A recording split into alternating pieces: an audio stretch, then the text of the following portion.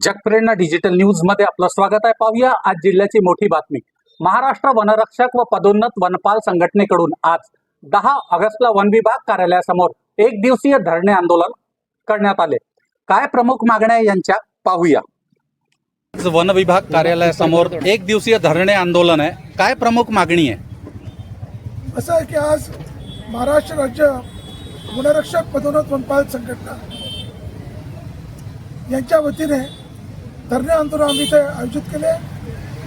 कारण की नुकतेच श्याम बागू शरणागत नावाचे आमचे सहकारी वनरक्षक यांचा अस्वलाने हल्ला केल्यामुळे हे मरण पावले।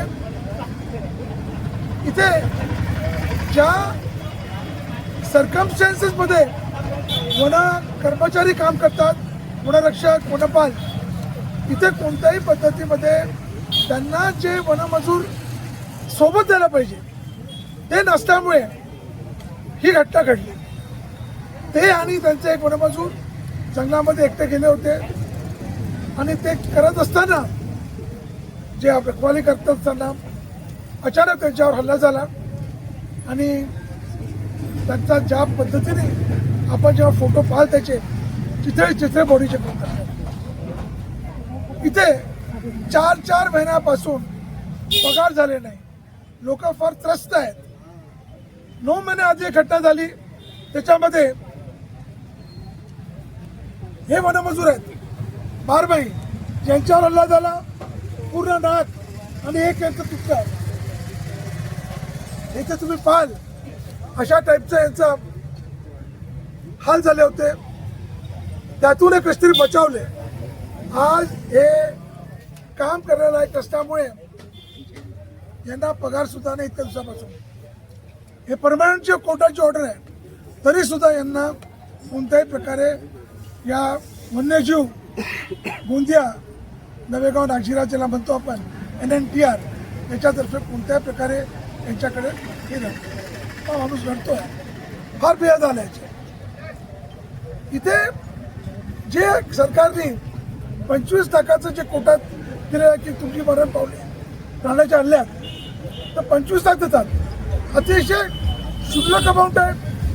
हा अमाऊंट संघटनेच्या वतीने 1 करोड व्हावा अशी पहिले मागणी आहे। दुसरी मागणी म्हणजे वनरक्षक वनपाल जेव्हा जंगलात जातात त्यांच्यासोबत कमीत कमी 3 वनमजूर पाहिजे, जेणेकरून ह्या ग्रुपकडून जेव्हा पेट्रोलिंग करतात तेव्हा सेफ राहतील। अजून काय मागणी आहे आपली?